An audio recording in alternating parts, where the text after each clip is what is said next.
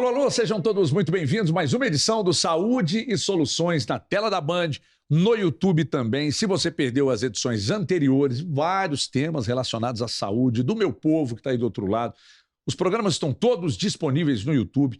Vale a pena assistir. Grandes especialistas, grandes médicos passam por aqui e seguramente tem sempre uma informação que pode servir para você, para alguém da família, para algum amigo. Então, convite feito. Todas as edições estão no YouTube, assista aqui, modestamente falando. Saúde e Soluções é muito bom. Pessoal, hoje eu recebo um psiquiatra que é uma grande referência na medicina do Brasil, Dr. Luiz Augusto Malta, meu convidado. A gente vai falar muito sobre comportamento, sobre questões que envolvem o seu lado psicológico. Vamos falar muito disso nesta edição, então fique atento. Vamos falar se a pandemia trouxe algum problema, uso de drogas e álcool nas questões também que envolvem depressão, principalmente. Vamos falar desses assuntos importantes nesta edição. Doutor Luiz Augusto Malta, bem-vindo ao Saúde e Soluções. Tudo bem, doutor? Obrigado, Everton. Tudo bem, tudo ótimo. Prazer estar aqui com você, prazer estar aqui na Bandeirantes. Muito obrigado pela oportunidade. Doutor Luiz, eu gosto de fazer um primeiro bloco, sempre mais descontraído e tal, mas a importância da sua vinda aqui, que tudo parte daqui, né, doutor Luiz? Verdade. Tudo é aqui, né? Sim, enguiçou aí, o resto não vai funcionar bem. Se a cabeça tá ruim, o resto vai mal. Verdade. E é assim mesmo. Maior verdade da medicina é essa, né? O que manda é a cabeça. Pois é, nós vamos falar muito disso. Ô doutor, quantos anos tem, doutor Luiz? Estou com 46. 46 anos, casado? Casado, 2 filhos. A esposa trabalha na área também? Esposa também profissional da saúde. Esposa é doutora em saúde pública pela Fiocruz. Atua na área de acupuntura. Tá muito bem. Espero que em breve ela tenha a oportunidade de estar aqui com a gente também. Tomara que sim. Vai ser um grande prazer recebê-la aqui no Saúde Soluções. Doutor, você é da UFMG de que turma? Eu formei na turma de 2000, né? Turma emblemática, né? Chamava Medicina do Milênio, né? Formei no final de 2000, terminei a residência pelo Hospital das Clínicas da UFMG em 2003, residência em psiquiatria, né? E já atuamos aí na área acadêmica, né? Demos aula em algumas faculdades, fui perito do IML durante algum tempo, mas a dedicação sempre foi ao consultório particular, né? Agora, eu fico pensando, doutor Luiz, psiquiatra, cuida da cabeça da gente, né, do nosso comportamento, nossos aspectos psicológicos e tal. Mas como é que é o dia a dia de um médico que lida principalmente com, eu não sei se posso chamar de problemas dos outros? Doutor Luiz absorve? Doutor Luiz, o doutor Luiz também tem problemas que precisa de ajuda? Ô Everton, eu vou te dar um dado interessante. É um dado trágico, né? Um dado que requer atenção, a gente tem que tratar isso com seriedade, né? Mas de todas as categorias profissionais, o maior índice de suicídio é entre médicos. E o maior índice de suicídio dentre os médicos estão os anestesistas e os psiquiatras. Caramba, tem alguma explicação? É a categoria profissional que mais suicida. Mas por que anestesistas e psiquiatras? Psiquiatra pelo tipo de problema que lida, né? É um sofrimento se envolve muito íntimo, né? Muitas vezes. E o anestesista, a gente presume que é pela facilidade de acesso, né? A medicamentos letais, né? Tá ali na mesa, né? Entendi. Vem o 5 minutos... Entendi. Né? E o psiquiatra, por causa da complexidade dos problemas. Doutor Luiz, quando eu escuto uma história triste, seja num filme ou pessoalmente, quando eu vejo uma matéria, alguém contando, sei lá, com algum acontecimento, eu tenho uma questão. Às vezes eu trago muito, eu pego as coisas que acontecem comigo ou com pessoas próximas e trago muito para esse papo aqui. Eu sou extremamente emotivo. Se me conta uma história mais ou menos triste, eu já caio no choro. Junto, é impressionante, assim, impressionante. E o quanto questões psicológicas atingem as minhas pernas, acredite se quiser. Eu fiz um exame recentemente aqui, acho que é Doppler que chama o exame, e aí eu falei isso com o médico que estava fazendo, Dr. Marcos, inclusive, fazendo os exames e tal, acho que foi até na axial ali, e eu disse, doutor Marcos, por que todas as vezes que eu fico muito ansioso, as minhas pernas é que sentem? Começa a me dar dor na perna, eu acordo com dores nas pernas durante a noite, a minha esposa já sabe, ela diz, isso aí é psicológico. Eu fui lá fazer o exame, mas a minha esposa falou assim, eu não sou médica, eu acho até que você tem que ir. Porque, sei lá, excessivo número de pacientes com trombose depois da pandemia, eu vou lá conferir isso, eu não sei, eu já fui obeso, né? Ela falou, seu problema vai... E não deu outra. Cheguei lá, fiz o exame, doutor Marcelo Everton, tá tudo normal, tá muito bem. Por que isso acontece? Por que a gente... vocês absorvem, você lida com pacientes o dia inteiro, a todo momento. Por que a gente absorve tanto e por que cada um tem um comportamento? O meu vai para a perna, outro vai comer, outro vai fumar, outro chora, outro ri demais, outro vai na bebida, outro vai na droga. Por que isso acontece? A gente tem, né, Everton, cada um tem sua bagagem, né? E no organismo normalmente tem o que a gente chama de órgãos-alvo, né? Então tem gente que vai ter problema de pele, tem gente que vai cair o cabelo, tem gente que vai engordar, tem gente que vai comer demais, tem gente que vai para bebida, tem gente que vai ter dor de estômago, né? Tem gente que vai ter dor nas pernas. Então, isso depende muito da bagagem, da formação da personalidade de cada um, dos traumas de cada um e até da estrutura física de cada um, né? Então, o fato de você ter dor nas pernas, né? Você disse que é um ex-obeso, estava ouvindo aí você comentando, possivelmente porque fechou alguma válvula aí que você descontava na alimentação e passou a ter outro órgão-alvo, né? Mas o importante não seria nem concentrar no órgão-alvo, seria entender de onde que vem o estímulo, a causa do problema, que a gente chama de ansiogênico, né? Gerador de ansiedade. Que aí a gente consegue equacionar melhor e salvar suas pernas da dor, né? Que coisa, rapaz. É engraçado que o médico até me disse, olha, você pode procurar um ortopedista para ver se não há algum problema na coluna, que pode estar refletindo, ou até mesmo ver por que está te dando essa carga na perna e tal. E isso vem porque eu sou extremamente ansioso. Por exemplo, se a minha esposa me manda uma mensagem no WhatsApp e diz assim, ó, Everton, preciso falar com você. Acabou meu dia. Pode não ser nada, mas eu vou sempre pensar que aconteceu. Mesmo eu tenho certeza que eu não fiz nada, que não tem nenhum motivo, mas se ela me manda essa mensagem, acabou meu dia. Se o meu chefe me manda uma mensagem, Everton, sobe na minha sala, até eu subir lá, eu fico desesperado.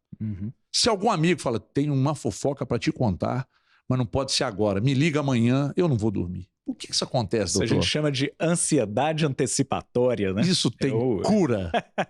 Tem tratamento? Bom, aí a gente já passa para uma definição mais técnica, né? Do que é ansiedade. Tem gente que funciona muito bem assim, né? Eu tenho certeza que você, Everton, tem muitos ganhos com sua ansiedade. Você é um cara carismático, você é um cara produtivo, um cara proativo, né? A gente chegou aqui antes de gravar, ele estava fazendo 1000 coisas. Pô, faz isso, faz aquilo e tal. Então, a ansiedade ela é um combustível para a gente funcionar bem, né? Pessoas bem-sucedidas são ansiosas, né? Agora, quando você chega na ansiedade que a gente está chamando de antecipatória, né? E ela chega a te paralisar, né? Poxa, aí é o problema. Eu não faço mais nada enquanto eu não entender o que a minha esposa quer comigo. Né? Você estraga o resto do seu dia. Isso a gente passa a chamar de transtorno ansioso, né? E aí merece atenção, não necessariamente medicação, né? Mas merece atenção de um profissional de saúde mental. E tem tratamento para isso, tratamento, doutor? É o quadro mais comum num consultório de saúde mental, né? Seja dos nossos colegas psicólogos, seja dos psiquiatras, sintomas ansiosos que estão saindo do controle. Você fica ansioso, doutor Luiz? Bastante. Mas quando um psiquiatra fica ansioso, como é que ele faz? Porque eu procuro o doutor Luiz, doutor Luiz procura o doutor. O psiquiatra tem o seu próprio psiquiatra. Eu tenho também, outro psiquiatra. Tem que ter um profissional de saúde mental. Mas olha essa situação. Né? Olha a situação. Doutor Luiz, médico, psiquiatra, renomado, grande referência na área, vai procurar um outro psiquiatra. Aí o outro psiquiatra diz para você algo que você não concorda, porque você entende, você conhece. Olha o drama disso. Mas a beleza está na discórdia, né? Se a pessoa fala uma coisa, um profissional que eu acredito, né? Que é capacitado, que eu acredito no olhar dele, no ponto de vista dele, fala alguma coisa que eu não concordo, a gente vai ter que pensar, né? Existe aquela máxima, né? Se você não gostou, procure a verdade. Se você gostou, procure a mentira. Né? Mas Tem gente que fala coisa só pra te agradar. Né? que aliás, a maioria, doutor Luiz. Procura mentira. A maioria, que fala pra te agradar, e assim, bom, eu vou dizer algo que ele quer ouvir, né? E não o que ele precisa ouvir. Aí é um problema, né? É isso Porque aí. em alguns casos a gente acaba acreditando, né, doutor? A gente é louco pra acreditar, né? Aquela velha história. Não é agradável, né? da esposa, pô, isso é lindo. Aí a gente fala, a gente acredita, né? A minha mãe falava, meu filho lindo, perfeito, inteligente, inteligentíssimo. A gente acreditava nisso a vida inteira. Ô, doutor, mas a ansiedade, a partir de... Eu vou começar a falar, normalmente eu disse antes do programa, a gente faz um primeiro bloco mais de questões pessoais mesmo, mas que esse assunto é tão fascinante que eu já entrei nesse assunto. Como é que eu descubro que eu estou ansioso? Quais os sintomas da ansiedade? Essa é uma excelente pergunta, né? A partir de que momento deixa de ser ansiedade combustível, né? E a partir de que momento passa a ser aquela ansiedade paralisante, né? Você vai ter algumas alterações importantes. A principal delas, perda de prazer. Você começa a não ter prazer em coisas que normalmente te dariam prazer. Um almoço de domingo que você faz com calma ali, com sua família e tal. Você começa a querer acelerar aquele negócio. Próxima tarefa, né? Um horário de descanso. Às vezes o próprio trabalho, você perde o prazer no trabalho, perde o prazer na companhia dos amigos, né? Então a perda de prazer é um sintoma muito precoce de um transtorno ansioso. A gente brinca que a ansiedade pode ser vista, sob certo aspecto, né, evidentemente, como uma depressão sem tristeza. Né? Olha você só. fica fora do ritmo, você pensa rápido, parece que o mundo inteiro está fora do seu contexto, né? E você perde o prazer, você perde o gosto pelas coisas. Então, a gente estava comentando antes do programa, né? Eu gosto de carro antigo, né? Eu gosto de pegar meus Fusca velho lá, limpar carburador, lixar platinado, sair andando. Se eu tenho um transtorno ansioso, mexer com isso não. O Fusca me dá prazer. Fusca dá prazer. O Fusca me dá prazer. Eu tive Fuscas. Hoje eu não tenho, mas tenho vontade de ter um. O Fusca me dá prazer. Então, se eu tenho prazer com Fusca, eu não tô... Se você tem prazer com atividades que normalmente te dão prazer, você provavelmente não está com um transtorno Então, se eu ansioso. tenho várias atividades durante o dia que me dão prazer... Você está com uma ansiedade funcional. Funcional. Né? Que é mais comum. Que é bem-vinda, inclusive. Né? Entendi. Empresários são ansiosos. Mas e se uma atividade do dia... Por exemplo, eu acordo e tomo café com a minha esposa todos os dias. Ok. Extremamente prazeroso. Meus bichos, todos ali ao redor da mesa. E bicho, é cachorro, é arara, um monte de bicho. É lhama para todo lado, é uma loucura. Até lhama. Tem tudo lá em casa, tudo. Então é o seguinte, isso me dá prazer, absoluto. Tomar café com a minha esposa, pela minha esposa, não com a minha filha, porque ela está na faculdade, mas com a minha família. Ok. Que envolve as duas e os bichos. Dá prazer. Meu trabalho me dá um prazer absoluto. Eu sou maluco pelo meu trabalho. Isso Legal. Que eu estou fazendo aqui agora, o que eu faço na TV, o que eu faço nas redes sociais, é um prazer absoluto. Legal. Eu tenho prazer em estar com gente como você, como o Amós, que está aqui do outro lado, como o Marcelo. Que tá... Eu tenho um prazer absoluto nisso. Eu tenho um prazer em voltar para casa e chegar... Então eu não estou com depressão. Não. Mas de vez em quando me dá uns bodes. E aí? Tem dia que eu falo, nossa, vai ficar em casa, hoje eu não estou de saco cheio. Mas isso é uma coisa que tem que ser observada e isso muitas vezes leva a pessoa a ser medicada de maneira inadequada. Para que isso tudo que a gente está falando seja verdade, os sintomas têm que ter uma duração. Você tem que ficar semanas sem sentir prazer. Entendi. Você ter um dia que você acordou com o pé esquerdo, que você brigou no trânsito, que alguém te atendeu mal, que você perdeu um voo, isso é absolutamente normal. Mesmo que do momento que você acorde até o final do dia tudo dê errado, circunstancial. Faz parte do jogo, né? A gente não ganha todas. Agora, se você fica semanas, né? Passa um aniversário de casamento, passa um aniversário de sua filha, passa um evento importante do seu trabalho e você fala, putz, não tá legal, prazer, né? Não tá dando... Isso merece atenção. Agora, um dia, às vezes até 3 dias seguidos, fala, puxa, parece que tem uma nuvem negra na minha cabeça. É coisa da vida. Né? Tá. Como é que eu sei como é que eu consigo separar o que é uma ansiedade já num grau elevado e não uma depressão? A depressão, ela se caracteriza pela perda de energia, né? A ansiedade, você tá sem prazer, mas você tá fazendo. Você tá meio que num modo automático ali. A depressão nem fazer você tem energia. Nada tá fazendo sentido, mas eu tô fazendo. Tem que trabalhar, trabalha. Entendi. Tem que fazer o que tiver que fazer, faz. Dá um telefonema, telefone. A depressão não. É como se fosse assim, a ansiedade é uma oscilação assim. E a depressão é uma oscilação com uma tendência de baixa de energia, né? Até o ponto que tem aqueles deprimidos, né? Aqueles pacientes deprimidos que ficam dias sem tomar banho, né? Sem se higienizar, escovar dentes, sem até se alimentar, sem ir ao trabalho, sem atender telefone, né? É uma perda de energia vital, né? A depressão. E aí sempre para baixo, sempre para baixo. De baixa. E né? se não houver um tratamento, a tendência é de piora até chegar onde? Até o fundo do poço, né? Até alguém tomar alguma providência, né?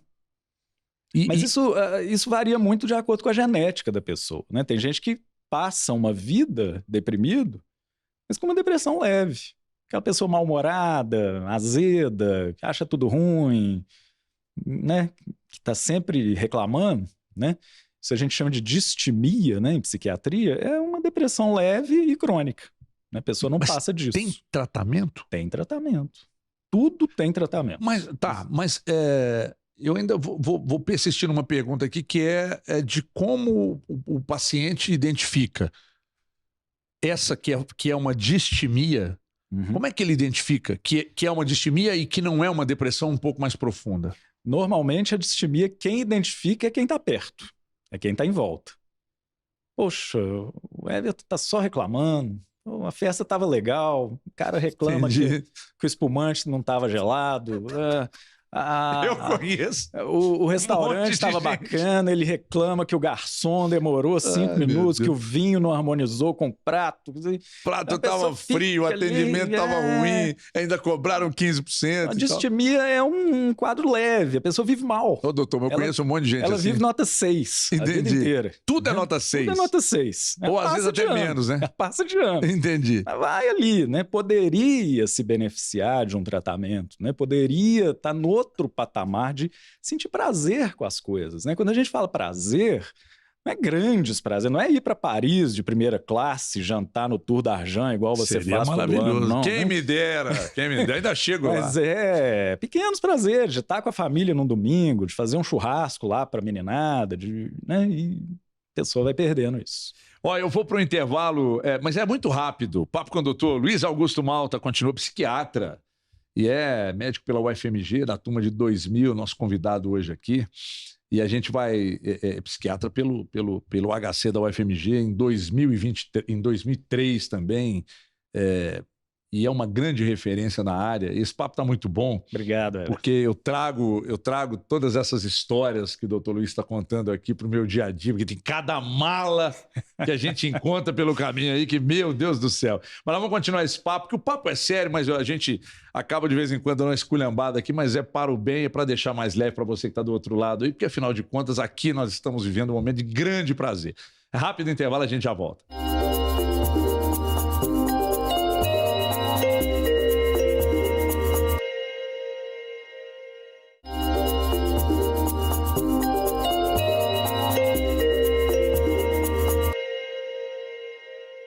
Muito bem, estamos de volta com Saúde e Soluções. Eu não vou perder tempo, já vou retomar o papo aqui com o doutor Luiz Augusto Malta, psiquiatra, meu convidado desta edição. O papo está muito bom, o primeiro bloco foi até, de certa forma, assuntos sérios, mas ao mesmo tempo divertidos. E aí, durante o intervalo, a gente conversando aqui, eu disse ao doutor Luiz assim, doutor Luiz, na minha casa nós somos 8 filhos, éramos 9, lamentavelmente perdemos um irmão. Nós somos criados com a mesma base de educação. Uma parte da família, os mais velhos, com meu pai presente, eu e uma irmã mais nova, que está acima de mim, pegamos já a reta final ali do período de vida do meu pai. Ele faleceu em 77, eu tinha 3 anos, a minha irmã tinha 5. Ela não se lembra muito bem dele, eu não me lembro de jeito nenhum. Mas nós pegamos de lá para cá, sem o pai dentro de casa, a coisa mudou, mas seguramente para melhor. Por que nós somos criados com a mesma base? E por que nós somos tão diferentes? Cada um é de um jeito. Eu sou mais agitado, um pouco mais ansioso, meu irmão é mais tranquilo, meu irmão é estudioso, eu nunca gostei muito de estudar, eu sempre gostei desses contatos, eu sempre gostei de estar com gente interessante, porque os que não são interessantes eu não faço a menor questão. E meu irmão nunca gostou de nada disso. Eu tenho irmã que é muito tranquila, eu tenho irmã que é muito chorona, eu tenho irmã que é muito nervosa, que é extremamente meio agitada. Por que a gente foi criado com a mesma base e cada um é de um jeito? Essa resposta é longa. Não tem problema, temos tempo. Bom, o que a gente tem, né, em saúde mental é uma coisa muito comparável ao que a gente tem na gastronomia, né? Você tem uma série de ingredientes ali, de temperos, de proteína, de carboidrato, de especiarias, de tudo ali. E se cada chefe pegar os mesmos ingredientes, cada prato vai sair diferente, né? Então, em saúde mental, é mais ou menos a mesma coisa. Você tem a neurotransmissão, né? A gente vai falar aqui basicamente das monoaminas, né? A mais famosa delas é a serotonina. O pessoal come chocolate para aumentar a serotonina, né? E aumenta mesmo? Aumenta. E você tem outras monoaminas numa combinação variável de cada um ali. Além disso, você tem fatores ambientais. Você está falando que perdeu seu pai com 3 anos de idade, né? Seu irmão mais velho não perdeu. Esse fator é determinante para a formação da personalidade de cada um, né? E além disso tudo, você tem a sua própria bagagem. Quem foram seus amigos de infância? Como é que foi sua relação com seus tios, com seus irmãos mais velhos? Seu irmão mais velho não tem irmão mais velho. É verdade. Né? Então, a maneira dele estar naquela família é completamente diferente. Um dia ele foi o rei da família, alguns anos depois chegou alguém para dividir. Isso tudo determina a formação da personalidade dele. Por isso que sai cada um de um jeito, cada um com uma característica. Agora, se os valores da sua família são sólidos, você pode ter certeza que esses estão presentes em todos os filhos. Interessante, né? Interessante. Então, alguns valores como não ser racista, por exemplo, né? Se isso é um valor da sua família, ninguém é racista lá. Entendi. Né? Enfim, a gente pode dar 1000 exemplos aqui, né? Mas as características, o charme da personalidade de cada um é formado por esse conjunto de especiarias aí que eu estou tentando fazer essa analogia. Ô, doutor Luiz, como é que um psiquiatra explica a questão da família, assim, de umas famílias serem tão unidas, outras não serem tão... E aí pegando uma carona ainda nessa questão, e outras não terem tanto contato, mas a base de educação ter sido a mesma, mas a gente... por exemplo, na minha família nós não temos todos os irmãos tantos contatos, né? A gente é cada um muito cuidando da sua vida e tal, e eventualmente a gente se encontra em outras famílias, como por exemplo a família da minha esposa, eles fazem questão sempre de estarem juntos. Como é que é problema? Não. Eu não, por exemplo, eu não ter tanto contato com determinadas irmãs e é um problema? Eu estou errado? Existe um erro nisso? Não, Pode se absolutamente. culpar? Não. Se está todo mundo bem com isso, né? Não tem nada errado. Muitas vezes existe uma ideia de que o profissional de saúde mental ele está ali para falar o que deve e o que não deve ser feito, né? O profissional de saúde mental é muito mais um leitor da situação. A gente lê e fala, a situação é essa, né? Então, sua família se interage pouco, porque existe uma bagagem de ambiental, cultural e de criação que determinou que vocês sejam assim, né? Se a família da sua esposa interage muito, tem uma bagagem cultural diferente da sua. Não tem tudo certo, bem, né, doutor? não tem errado. O que não é desejável, né? É de irmãos que não se falam, né? Irmãos que não se relacionam, brigas por causa de bobagem. Pedido de desculpa, material. procurar e resolver problemas do passado traz algum tipo de prazer e melhora saudável, psicológico? Né? Sempre saudável. Resolver todas as pontas, né, que a gente vai deixando com na familiares vida, ou não, sempre né? saudável. Familiares, ex-amigos, ex-sócios, ex-esposas, ex-maridos, né? É sempre bom acertar as arestas. Mas né? quando você trata um paciente que você vai, enfim, interrogá-lo sobre as questões do dia a dia, etc., é uma questão que você tem cuidado? Se essa pessoa tem algum problema no trabalho com alguém, na vida... O desafio do psiquiatra é tentar entender qual que é a proporção de 3 ordens de grandeza. A primeira que o psiquiatra investiga é a parte química. Existe alguma disfunção na sua serotonina, nas suas monoaminas, na sua dopamina, que é mandatório que eu te indique uma prescrição? Essa é a primeira grandeza. A segunda grandeza é fatores ambientais. O Everton está devendo? O Everton está com problema no casamento? Ele está para perder o emprego? Ele está... Esses fatores ambientais são o segundo determinante de quem está sentado ali na minha frente no consultório. E o terceiro fator é o que a gente chama de bagagem psicológica, né? Como é que foi sua criação? Qual foram os seus traumas, né? Em mulheres, né? Acredite você ou não, quase metade das mulheres brasileiras já sofreram algum tipo de abuso sexual. Então, a gente precisa perguntar, né? Porque vai ser determinante muitas vezes. Mas as mulheres se abrem, ansioso ou depressivo. Elas contam ou elas têm medo ainda de contar? Para o psiquiatra, normalmente contam. Dos abusos, elas contam. A abordagem é feita com delicadeza, com jeito. Mas e quando o doutor Luiz está... Veja só que a gente está transitando aqui em vários assuntos e vai fazendo uma salada, mas é assim mesmo que a gente gosta. E aí o doutor Luiz vai e recebe, por exemplo, uma paciente. E essa paciente relata algo muito grave ao doutor Luiz. O que o doutor Luiz faz? Se é algo muito grave. E aí? Guarda e trata ou denuncia? Entendeu a minha pergunta? Entendi. Bom, normalmente, esse algo muito grave, ele demora a ser levado até o psiquiatra, né? Quando é uma coisa aguda, né, imediata. Houve um abuso ontem, né? Normalmente, essa pessoa vai ser levada na polícia, né? Nos órgãos para defendê-la, né? Quando ela chega ao psiquiatra, normalmente são quadros que já... Como é que eu vou dizer? Já passaram, né? E ficou só a sequela, só o trauma, né? Se for pertinente denunciar, a gente denuncia. A gente já orienta. Né, e tudo. Mas não é a rotina, né? Normalmente são sequelas de um passado mais consolidado já. Doutor Luiz, a vida de uns tempos para cá... ela mudou muito. E aí eu estou pegando uma carona, inclusive nas questões, já que você citou a questão das mulheres, né, mais da metade sofreu abuso e tal. Isso não é um chute, não. Isso é um dado realmente. Dado. Em torno de 51% das mulheres. Que é um número muito expressivo, né? E seguramente desses 51% aí... Ainda tem número oculto, né? Nós não temos...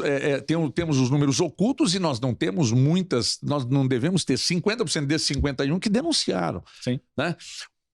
Qual é o gatilho para a mulher entender e procurar um profissional da área, um psiquiatra? A que ponto chega quando a coisa está insuportável? Já procura ou por vezes não? Não. A mulher ela vai procurar o psiquiatra quando ela tem alguma disfunção, né? O que a gente estava falando no bloco anterior. Perda de prazer, né? Então a mulher tem alguma dificuldade no desempenho sexual ou uma dificuldade em se relacionar com o chefe. Sofreram abuso, muitas delas têm esse problema, né? Então ela quer melhorar a qualidade de vida dela, vai procurar um profissional de saúde mental. Isso sendo pesquisado, né? E sendo constatado, a gente vai fazer o possível para minimizar o sofrimento dela, né? Mas é uma sequela importante. Quais os casos que mais aparecem para você tratar? Relacionados no consultório, de um modo geral? Transtorno ansioso. Ansiedade, né? Hoje é um grande mal da humanidade. Nós vivemos numa sociedade geradora de ansiedade, né? Rede social é um gatilho? Rede social é um gatilho, o excesso de estímulo, né? Antigamente tinha aquela figura do pai que chega cansado do trabalho, abre o jornal e fica lendo o jornal ali, né? Ele está entretido com o jornal e aquele ali é o único estímulo que ele tem. Depois veio a televisão, né? Veio o jornal e a televisão. Depois o jornal, a televisão e o telefone. Do jornal, a televisão e o smartphone, né? Então são estímulos, né? Eu vou falar uma coisa aqui que nem é correta, né? Mas quem hoje não dirige olhando para o celular, resolvendo um problema ao mesmo tempo? Antigamente, dirigir era um ato em si. Foco A total. pessoa está dirigindo, até porque os carros não permitiam erro, né? Então a pessoa tinha que estar concentrada naquilo ali. Hoje o carro Hoje em dia, freia para você, Com o doutor. excesso de estímulo, a gente está sempre acelerado, está sempre ansioso. Não, né? e até, veja bem, o carro te oferece essas O condições. carro oferece condições carro de hoje você se distrair. Exatamente. Porque o carro tem tudo hoje. Você tava Inclusive falando frear para você. Você estava falando mais cedo do Fusca, né? Que você tem vontade de voltar ao teu Fusca. Se você dirigir um Fusca hoje, você vai ver como que você tem que estar 100% ali. Eu desligo o meu celular quando eu pego um carro antigo para dirigir. Desligo e põe no porta-luva. Porque nada pode me distrair. E é uma experiência fantástica.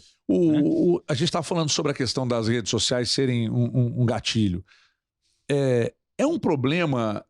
A frustração leva à ansiedade e à depressão? Certamente. Eu vejo, por exemplo, todos os dias eu pego o celular e me deparo com alguém se mostrando numa vida perfeita, mas a minha não é. Porque as pessoas postam só coisas boas, normalmente, né? Sim. Então eu olho aquilo todos os dias e tento levar uma vida que não é a que eu posso levar do lado de cá. Essa frustração de não conseguir chegar à beleza daquela mulher, à vida que aquela mulher leva, ou aquele homem leva e tal, isso, a frustração leva à ansiedade / depressão? Leva, mas num sentido um pouco diferente. Porque sempre houve, desde os anos 30, quando o cinema se popularizou, sempre houve as celebridades com a vida perfeita. Sempre houve a Ingrid Bergman, né? A Vivian Leigh, né? Pessoas idealizadas, né? Isso se multiplicou nas redes sociais.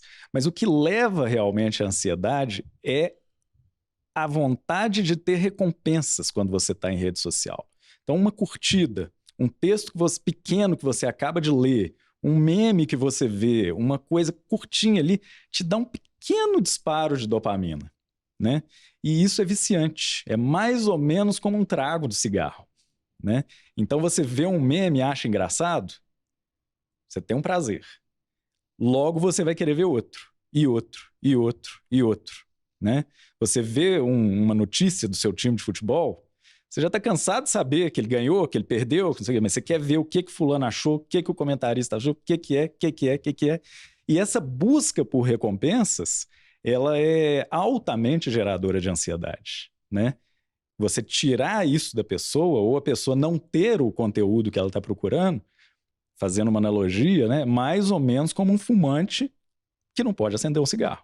Ele vai ficando irritado, ele vai ficando ansioso e vai atuar em cima disso. Mas o doutor Luiz Augusto Malta vê mais benefícios ou malefícios, por exemplo, no uso do celular, nas redes sociais em geral, no contato com o que há algum tempo você não teria de jeito nenhum. Hoje nós temos contato com tudo o tempo todo. Sim.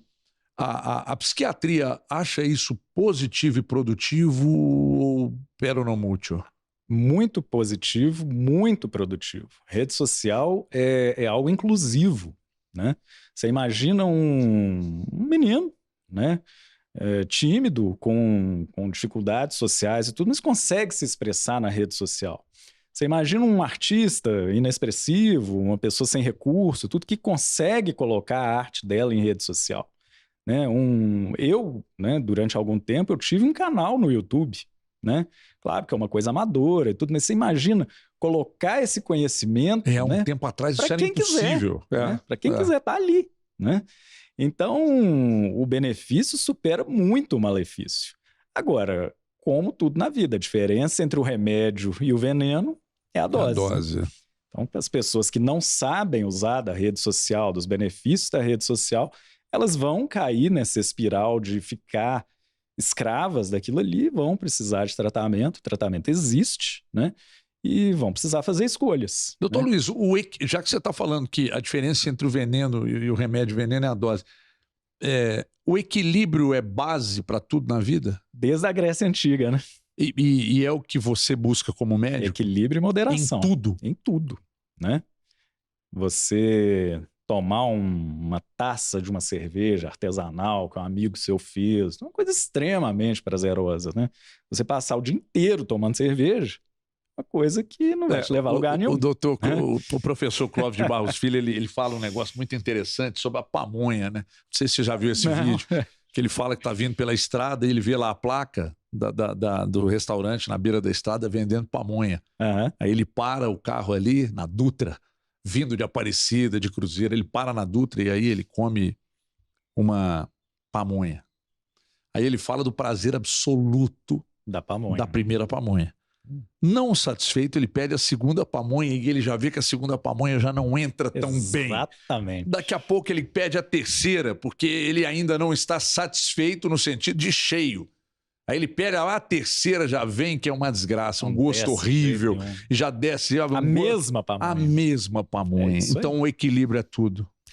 A gente aprendeu isso na UFMG com o saudoso professor Enio Cardilho, né? Foi o nosso professor de nutrologia na época, uma disciplina chamada Química Fisiológica, né? E ele nos ensinava, numa das aulas dele, a comer um chocolate, né? Ele pegava um quadradinho de chocolate, deixava aquilo ali derreter na boca.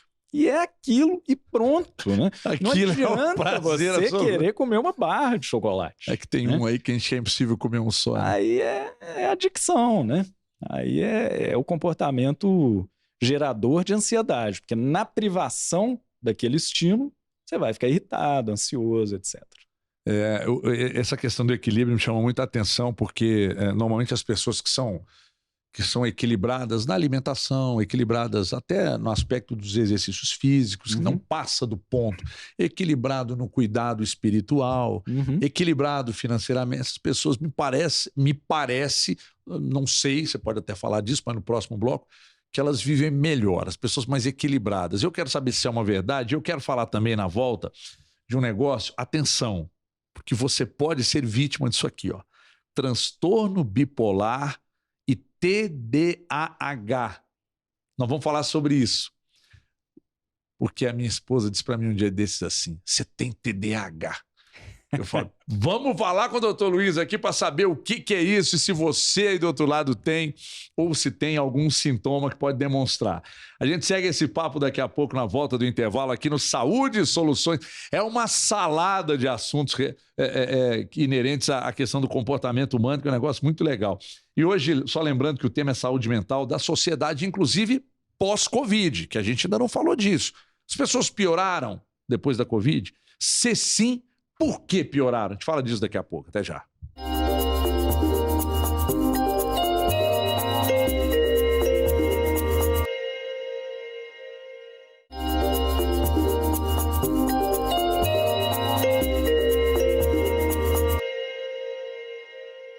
O papo tá bom demais. A gente de volta com Saúde e Soluções. Se perdeu os dois primeiros blocos, volta depois no YouTube, assiste, que tá muito bom, recebendo o doutor Luiz Augusto Malta, psiquiatra. Já falamos um pouco de tudo, até de coisas que não são da área dele, mas a gente falou também. E aí eu prometi no bloco anterior que falaríamos sobre transtorno bipolar e TDAH. Ô doutor Luiz, eu devo ficar incomodado quando a minha esposa diz, pode perguntar ao doutor Luiz lá que você tá com TDAH. Será que eu tô com TDAH? Porque como é que eu sei que eu tô com que eu tenho TDAH? E o que é o TDAH? TDAH, né? Transtorno de déficit de atenção e hiperatividade. Eu sempre achei que eu tivesse isso desde criança, doutor, porque eu não consegui estudar, doutor. Eu estava lá lendo o livro daquela editora Ática, e aí eu lendo aquele troço, Cartilha Sodré, lá na década de 80, mas a cabeça estava lá na Peladinha, lá no Pombal, escutava os meninos batendo bola na rua. Como é que eu ficava ligado naquilo ali, doutor Luiz? Pois é. TDAH, né, era chamado antigamente de bicho carpinteiro, né? Doença de São Guido, né? Que os meninos que não paravam quietos, né, indisciplinados, normalmente eram expulsos de escola, né? Não, porque eu não cheguei a esse ponto, não. Pois é, você não chegou a esse ponto porque o TDAH é um espectro, né? Não é todo mundo que tem sintomas de TDAH que vai merecer o diagnóstico de TDAH, o tratamento de TDAH e todo o estigma que o TDAH carrega, né?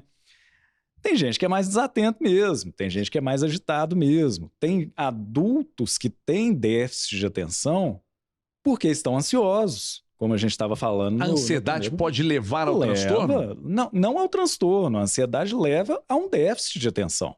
Se você está ansioso com algum problema, vamos dizer, você tem um problema de saúde na sua família, você vai ficar desatento. Um projeto que você está querendo tocar adiante e ainda não conseguiu. Você está conversando aqui comigo e está pensando no seu projeto, no problema de saúde da sua família, no problema financeiro, né? Então, a gente tem sempre que entender de onde que vem o déficit de atenção. Né? Qual que é a origem disso? Uma criança que sempre foi agitada, aquela que os pais ficam constrangidos, né? Porque não consegue se comportar num restaurante, não consegue, apesar de todos os esforços, toda a educação, tudo, não consegue ter um desempenho acadêmico regular. Essa sim merece uma investigação. São aplicados testes, né? Normalmente por neuropsicólogos, são profissionais especializados em olhar para o portador de TDAH. E mas, não, só pegando uma carona, o TDAH tem alguma relação com autismo em crianças? Existe uma sobreposição. Muitas crianças com o transtorno do espectro autista têm sintomas de TDAH, né? E vice-versa. Muitas crianças com TDAH têm sintomas de transtorno do espectro autista. Agora, como eu estava dizendo antes, é um espectro. Vamos dizer que aqui seja um quadro gravíssimo, né? E aqui é a pessoa que não tem nada. Nesse gap aqui, existem pessoas com sintomas leves, progressivamente mais graves. Mas não é uma sentença, né? Falar que o Everton tem TDAH. Provavelmente tem mesmo, mas provavelmente você, por ser um cara funcional, bem-sucedido, estável, né? Com sua família, com suas escolhas, com seus valores, você tende, caso você tenha, a estar numa parte mais branda desse mas espectro, por que ela falou que eu tenho? Porque eu fui no carro buscar um negócio, aí eu trouxe outro, esqueci do que eu tinha que buscar. Aí daqui a pouco, a gente estava voltando, aí eu estava com uma sacola na mão, eu entrei no avião, coloquei a sacola no banco, fui ajeitar a mala. Aí um amigo meu que estava comigo no avião pegou a sacola e colocou lá. No meio da viagem, ela mandou uma mensagem, porque eu tinha um Wi-Fi lá em cima, ela falou assim, cadê a sacola? Aí eu falei, eu não sei onde é que está a sacola. Mas você tinha deixado, sentou no avião com ela na mão, mas não sei onde é que está a sacola. Aí o meu amigo Tiago estava, doutor Tiago Gonçalves, um beijo, ele falou, Everton, eu guardei a sacola aqui em cima. Eu falei, então a sacola está aqui em cima. Então eu fico viajando às vezes nas coisas, eu vou na cozinha tomar água e pegar alguma coisa para ela, eu vou lá e tomo só água. E ela falou que eu tenho, então vamos lá procurar o doutor Luiz. Tem sintomas de TDAH, sim. Agora, a partir de que momento isso precisa ser tratado? Tem tratamento. Mesmo? Medicamentoso? Medicamentoso ou de psicoterapia, né? De treinamento de habilidades. Mas que tipo de treinamento? Me explica, eu estou gostando desse assunto. Olha, você pode, por exemplo, fazer uma linha de psicoterapia chamada cognitivo-comportamental, que vai fazer um mapeamento das suas habilidades, né? E te colocar para funcionar, para separar as coisas. Entendi. Você condicionar a sua cabeça. Se você vai na cozinha pegar um copo d'água, você vai na cozinha pegar um copo d'água e não vai mudar de faixa e quando você não resolver. E quando você né? fecha a porta da casa, desce, e quando você vai fala, sabe que eu fechei a porta? Aí volta lá, aí você fechou. Aí você confirma, você foi lá, aí depois você desce de novo e fala, mas será que tá fechada mesmo? E você vai lá e volta. Isso já é um outro desdobramento de sintomas ansiosos potencialmente grave. É mesmo? É o transtorno obsessivo compulsivo. Que nem trancar o carro e... Volta, a pessoa dá a volta o famoso do quarteirão, toque, doutor. Transtorno obsessivo compulsivo. Aí já é mais sério? Pode ser. Potencialmente mais sério. Né, o toque tem desde esses rituais assim aparentemente inocentes, né, de voltar para ver se trancou o carro, trancou a casa. Doutor, eu tenho esses troços que demoram horas. Doutor, eu só durmo com o travesseiro na mesma posição. É toque? Pode ser. Tem que ser, são 3 travesseiros, mas o de baixo tem que ser esse, o que está acima tem que ser o mesmo, e o que está acima dos 2 tem que ser sempre o mesmo. Se eu fizer a inversão disso aqui, eu não consigo dormir. Estou fazendo uma consulta aqui. É um sintoma de toque. Né? É mesmo, doutor? Agora, é sério, é grave? Exatamente isso que eu quero te dizer. O que o psiquiatra avalia não é a existência ou não do toque, do TDAH, do transtorno ansioso. Mas é só isso também que eu tenho de mania? É a disfunção. Se isso vira uma alegoria na sua casa, né? Pô, cadê meu travesseiro? Não vou conseguir dormir e tal.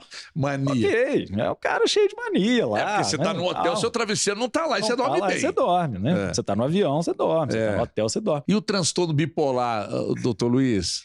que é esse transtorno bipolar? Porque fala que eu também sou meio bipolar, mas eu acho que não. Eu tô sempre tranquilo, assim, eu não sou um cara... Tem alguns estudos aí mais, vamos dizer, mais ousados, né? Mais agressivos, que colocam que 1 em cada 4 pessoas da população mundial, ou seja, se nós somos 4 nesse estúdio, 1 de nós é bipolar. É mesmo? Está dentro do espectro bipolar. Deixa eu ver se eu tô olhando para um que é ali. Pois é. Que uma amostra atrás da Agora, câmera. Não, acho que não. É o que eu estava falando sobre TDAH, sobre ansiedade. É um espectro.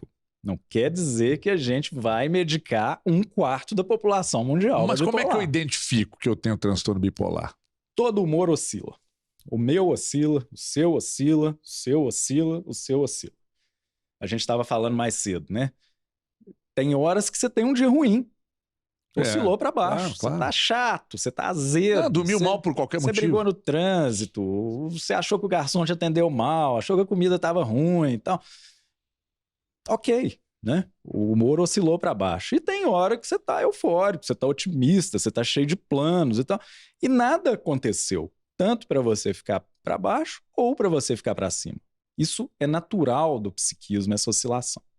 A gente vai começar a pensar em transtorno bipolar na hora que essa oscilação ficar mais exagerada. Então, o otimismo, ele passa a ser um otimismo irreal. A pessoa gasta o que não tem, canta a mulher do amigo. Eita!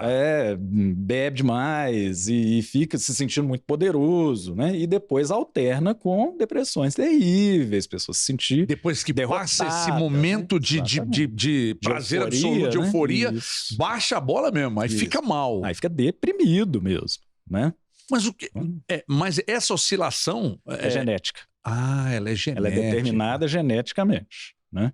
Que também tem tratamento. Todo humor oscila. Quando essa oscilação está acima do razoável, né? Eu estou dando exemplos assim, extremos, né? Mas tem oscilações. Às vezes a pessoa compra uma coisa por impulso que depois ela vai sofrer para pagar. Isso pode ser uma oscilação para cima. Comprar uma viagem para a Ásia de primeira classe e tal. Aí depois, quando tá indo a pelo nem aeroporto, quer ir para a Ásia, né? merda O que eu tô fiz. fazendo? Entendi. Então, acontece, né? E depois ela deprime, né? Chega a conta, né? E aí a pessoa deprime, Agora, fica péssimo. Deixa eu só perguntar uma coisa.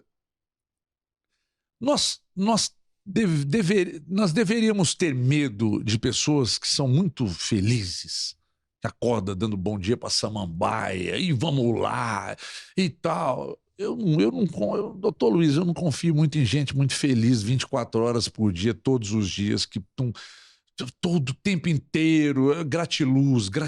Eu tenho uma certa impaciência com isso. E uma vez um amigo me disse isso. Nunca confie em ninguém que está feliz 24 horas, porque não existe felicidade 24 horas. O psiquiatra ele tende a se concentrar menos em sintomas e concentrar mais na estrutura de personalidade, né? Então, muitas vezes, né, quem está querendo passar essa estampa de ultra feliz, né, vai escondendo alguma coisa. E o psiquiatra, um bom profissional de saúde mental, identifica isso em 2, 3 minutos de conversa, numa consulta de 1 hora, né? É uma coisa muito evidente para um olhar técnico, né? Então, se a pessoa está com esses sintomas por causa disso, por causa daquilo, a nós não interessa muito. Interessa como que a personalidade dessa pessoa funciona, né? Essa pessoa, ela é um bipolar, né? Que está nessa fase de euforia. Essa pessoa está com algum problema que ela não consegue lidar e ela entra numa negação, né? Colocar assim, você desculpa ficar dando exemplo, mas eu acho que ilustra, né? Imagina um marido que está sendo traído pela mulher, né? Ou o contrário, uma mulher que está sendo traída pelo marido e que passa uma felicidade, uma confiança, que ela não está conseguindo lidar com aquela traição, né? Uma pessoa que está completamente endividada, né? Ferrada, né? Não tem jeito. Ela vai lá na loja e gasta e se mostra confiante, ela está numa negação, né? Isso é o que interessa para o profissional de saúde mental. O sintoma em si é só uma pontinha de iceberg, né? Interessante, viu? Muito interessante. Eu falei aqui durante esse intervalo, esse último intervalo, que é um assunto que a gente vai ter que marcar um outro papo com o doutor Luiz aqui, porque eu tenho 1 milhão de coisas que eu quero perguntar e não vai dar tempo, mas eu queria perguntar sobre a questão da Covid. Depois de tudo que nós passamos, doutor, há 100 anos passaram e depois nós viemos e vivemos tudo isso aí que nós vivemos, como o mundo mudou, como as pessoas mudaram, como hábitos mudaram. E aí não tem jeito, né? A gente precisa saber se nós pioramos depois da Covid mentalmente. Nós estamos mais ansiosos, isso não resta a menor dúvida, né? Nós vivemos uma sociedade ainda mais ansiosa depois da Covid, porque a gente viveu com limitações que a gente Os 2 anos de imaginava, privações, né? agora a gente quer resolver tudo de uma vez que a gente deixou de fazer há 2 anos? A gente quer resolver tudo e a gente desenvolveu recursos que não existiam, né? Então, poxa, durante a Covid, né, 2020, 2021, a quantidade de curso online que foi lançado, né, as pessoas querendo se reinventar, e tudo, isso é altamente gerador de ansiedade, né? Muitas dessas pessoas, a imensa maioria se frustrou, né? A imensa maioria não conseguiu esse resultado, mas fica a cultura de hiperprodutividade, né? E a Covid trouxe muito isso, né? Hoje em dia o home office, né? A pessoa não tem mais horário para encerrar o trabalho, né? É uma herança do Covid. É ótimo não ter que pegar o trânsito de 6 horas da tarde, voltar do escritório, você está em casa, de roupa confortável e tudo, ok, mas em vez de você trabalhar só até 6 horas da tarde, você vai trabalhar até 9 horas da noite, né? Seu filho vai chegar, pai, olha o desenho que eu fiz. Não, peraí que eu estou ocupado. Então, a delimitação dos espaços ficou menos precisa depois da Covid, né? E isso é preocupante, isso é gerador de ansiedade. Teve coisa boa? Claro que teve, né? Como toda crise, né? Traz coisa boa para quem sobrevive, igual guerra, né? O avião a jato surgiu depois da Segunda Guerra, né? Se não fosse a Segunda Guerra, talvez a gente estivesse andando de teco-teco aí durante muito tempo. Então, trouxe tecnologia, trouxe inovação, mas trouxe responsabilidade e aumento de sintomas ansiosos. A questão dos medicamentos para ansiedade e depressão, a dosagem aumentou depois da pandemia? As pessoas estão consumindo mais medicamentos para isso? O Everton, não tem esse número, tá? Não tem esse dado se o consumo de psicofármacos aumentou ou diminuiu depois da pandemia. Eu presumo que aumentou, né? Presumo que tem aumentado, mas eu não tenho esse dado. Agora, uma coisa positiva que a pandemia trouxe, né? Eu hoje tenho, de maneira regulamentada, de maneira chancelada pelo Conselho Federal de Medicina, pacientes no Brasil inteiro, graças à Covid. Eu consigo fazer um atendimento por videochamada, consigo mandar uma receita virtual. Te dar um exemplo real, para uma paciente minha que mora no interior do Pará. Porque ela não tinha acesso a consulta com o doutor Luiz é uma consulta de conversa, de bate-papo que pode acontecer. É diferente de um ortopedia, ortopedista, um ginecologista e tal. Então, isso foi uma vantagem para você. Uma vantagem. E isso, evidentemente, gera um aumento do consumo de psicofármacos, né, que é o que a gente estava falando, porque mais gente teve acesso a um atendimento psiquiátrico de excelência. Ô, doutor Luiz, nós estamos caminhando para o final aqui, mas um minutinho eu gostaria, se possível, dessa resposta. Quando você identifica um problema que você precisa tratar necessariamente, problema de toque, de algum tipo de transtorno, depressão, ansiedade, etc., que você vai ter que entrar com medicamento, é para a vida toda? Nem sempre. Vai depender da intensidade dos sintomas, vai depender do fator genético e vai depender do fator ambiental, né? Então, num transtorno ansioso, por exemplo, que a pessoa está ansiosa por uma razão concreta, objetiva, não tem sentido a gente passar um remédio sem convidar a pessoa a resolver essa situação objetiva. Resolvendo, a chance dela ficar livre do remédio aumenta muito, né? Se ela teve um transtorno ansioso ou depressivo mais tarde na vida, a chance disso ser determinado geneticamente é menor. Então, ela vai fazer um ciclo de tratamento e provavelmente vai ter alta depois desse ciclo. Ao contrário do que se pensa, né, é muito comum haver alta em psiquiatria, né? Olha, o tratamento psiquiátrico não é para a vida toda. Tratamento bem feito tem começo, meio e fim. Olha, eu espero que esse papo ele tenha sido útil para você que está aí do outro lado, na tela da Band ou no YouTube. é o que a gente está tentando trazer para vocês, sabe? É que eu faço, às vezes, uma salada aqui, a gente dá exemplos, eu daqui, o doutor Luiz de lá, e esse papo vai desenrolando. E desenrolou de maneira tal que o tempo acabou. E eu gravaria tranquilamente umas 3 horas de programa aqui, ou até mais, porque foi um papo muito agradável. Doutor Luiz, um prazer recebê-lo aqui. Prazer é meu, Já vou, inclusive, deixar o compromisso com o meu telespectador aqui, de você voltar. Gostaria muito de recebê-lo novamente. Vai ser um prazer falar com seus telespectadores, a experiência foi ótima. Quem quiser procurar o Dr. Luiz Augusto Malta, tem alguma rede social? Tá no Instagram, luiz.augusto.malta, né? E tem um canal no YouTube também, Dr. Luiz Augusto Malta, Luiz com S. Continua no YouTube lá. também. Sim. Que bom, que bom. É um canal que eu não alimento mais, mas os vídeos, tem mais de 200 vídeos lá que estão à disposição. Muito bem, e a você de casa, muito obrigado pela audiência aqui no Saúde Soluções. Lembro que os episódios anteriores estão disponíveis no YouTube, então assista porque está sempre muito legal. Até a próxima edição, forte abraço, tchau pessoal.